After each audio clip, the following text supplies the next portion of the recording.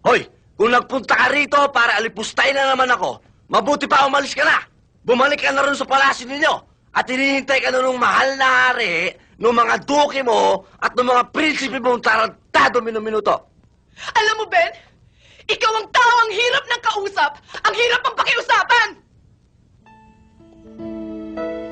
Alam mo, nung araw, bilib na bilib ako sa'yo eh. Iniidolo kita dahil ikaw ang lalaking pinangarap ko. Mahirap. Barumbado pero may isang salita. May prinsipyo at may respeto sa sarili. Pero nagkamali ako. Isa ka palang duwag.